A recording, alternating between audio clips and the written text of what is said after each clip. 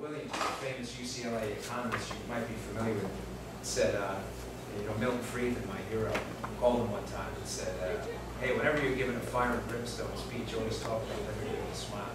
So I'm going to leave it off with a promising note, but I want to express first the depth of the problem, because we can't solve it if we just say, well, don't worry about it, we'll just keep borrowing. Okay, well, you know what borrowing requires? It requires a creditor to give you money. Why are people still giving us money? It's a fool's errand almost at this point. Think about macroeconomics, push it on the micro scale. In other words, take this whole global problem, you have global debt, let's push it to your household. Let's think about how foolish this debate is for the ideological left. You have a credit card. You owe every single thing you own to that credit card. Your car, your job. Forget about future medical payments. I'm talking about things you own. You owe everything, folks, every dime. Say it's $200,000. That's your net worth. You owe $200,000. What's the argument by the president right now and Harry Reid? Oh yeah, we just need to up the limit. Now, correlate that to your life. You call a credit card company and say, hey, I owe you $200,000. It's everything I own. I need $20,000 more. You look at, we laugh because it's so funny, because it's a ridiculous argument.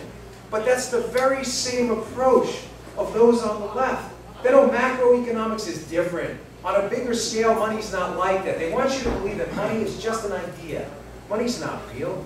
That's why we can just print it. You know, what they're doing is wrong. Well, why are they, and why are they doing it, though? Why are they doing it? Why are they printing money? Think about this. If you're the government and you want to spend a quarter of if you want to spend a quarter of your gross domestic product, everything that's produced, you want to take a quarter of everything everyone in this room produces, right? So say there's $100 in circulation. You can do what? You can tax 25, right? Then you have $25 and you can spend a quarter. Everybody follow? But why do they print money? Well, to get that same quarter, think about it.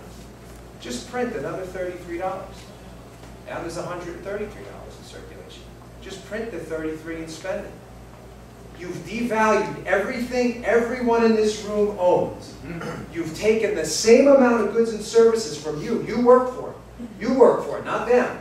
The government doesn't produce anything, folks. Remember that. Right. They don't make iPads. It doesn't say made by the United States government. Right. They don't produce anything. They just take. You print the $33, you spend the $33, and you've done the same thing. And you've done it right under everybody's nose. That's the scam. That's the scam. That's how we've been played here. This QE1 and QE2 quantitative easing, it's a very fancy economic term for we're printing money to devalue every single thing you've worked for, your entire generation. So that's problem one. I'm going to wrap this up relatively quickly because I'd like to take Q&A. I prefer to hear what you have to say. You guys and ladies need to kick the tires here, so I want to know what you need to know from me. But I just want to get to a second problem. Healthcare, and how, again, the problem here is government. And I'm not an anti-government guy. There's a legitimate role for government. Our military is the finest force on earth. On earth. There's no question about it. There's a legitimate role for government. But the Cowboy Poetry Festival is not that. Those laughing know what I mean. What's the problem with healthcare? How can you have a product no one can afford? Does that make any sense? Now, economists years ago, if you ever, I love Google. Google really, I could sit there all day and just Google economics. I love economics. J.B. Say was a fantastic economist. He's long dead, but he said production creates its own demand. And it was considered the law of the land until John Maynard Keynes came up and said, no, demand drives the economy. Why am I telling you this? Because think about it, it's a sensible step. Production has to create its own demand. How can you produce a product for a company that no one can buy? I was talking to this gentleman before, and I said, I love this analogy. Why are there no Corvette factories in Haiti? Because no one can afford one. What company would be dumb enough to build a product no one can afford? But that's the very same argument the left makes on medicine. The very same argument. They say, oh, healthcare, no one can afford it. How is that? How can a doctor walk into Severna Park, where I live, open up a business, and price his products so that no one comes in the place? Think about that. Why is that? It defies logic, folks. It makes no sense. It never made sense. The reason is government. A third-party payer, someone not essential to the transaction that pays for you, a third-party payer, disconnects completely you from your doctor. You as a consumer, your doctor as a supplier. How does he do that? Well, the doctor doesn't really care. I mean, it's not a moral judgment. I'm talking about economics. Your doctors, my brother was a doctor. I assure you, he's as moral as they get. He went to school a long time. But at an economic sense, why does the doctor care about supplying a competitively priced product to you? You're not paying. He doesn't care, or she doesn't care. It doesn't matter if it's competitively priced. Call your doctor's office tomorrow, your surgeon, and say, Doc, how much in cash for a knee surgery next week? They will look at you like you have 10 heads because they have no idea. They don't have to competitively price the product. They are not paying. The government is. Now the consumer, us. Again, this is not our fault. This isn't me blaming senior citizens or Medicaid. It's not. It's not their fault. They didn't sign up for the system. The system was forced on them. You have to get Medicare if you don't reach a certain age. You don't have a choice. Well, they're not paying for it either.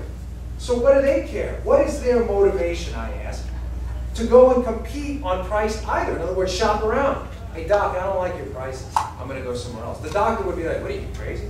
We've never heard that. Of course you've never heard that. No one pays. Nobody pays, folks. That's why no one can afford medicine. So what do? It's great to sit up here and say what's wrong. What's right? Well, Paul Ryan had a great idea. The skeleton of what Paul Ryan proposed was a fantastic idea. I think we've done a poor job selling it.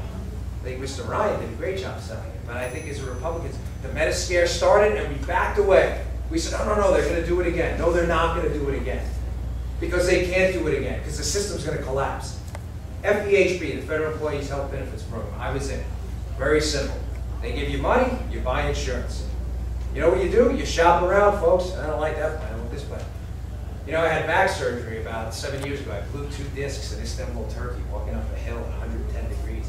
So I came back, and I don't want to mention the name of the insurance company, but we called them and they said, no, you got to have a spinal fusion. Now I'm not a doctor, but I called my brother-in-law. I'm relatively savvy. My degree was in neuropsychology, my graduate degree. I did an MBA at Penn State too, but I just like numbers. But the neuropsych, I knew a little bit, and I said, a spinal fusion, forget it, I'm not doing that. So what did I do? I canceled the company, and I went to a different company that said, you don't need a spinal fusion, we'll give you a percutaneous discectomy. It's a much simple procedure. Shocker. You know what it's called? Competition. It's controlled costs for hundreds of years, folks. Since organized civilization started, it's called the free market, and it's called capitalism. Mm-hmm. It's worked forever. It's never failed. It's never failed until these so-called angels in government have found a better way.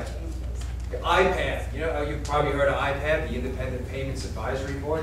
Why do we need a payment advisory board? Who needs that?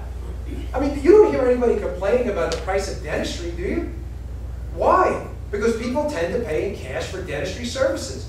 There's no major national outcry about the price of lawyers because people shop around. They say, I'm not going to pay that for a patent lawyer. I'll go to the next guy.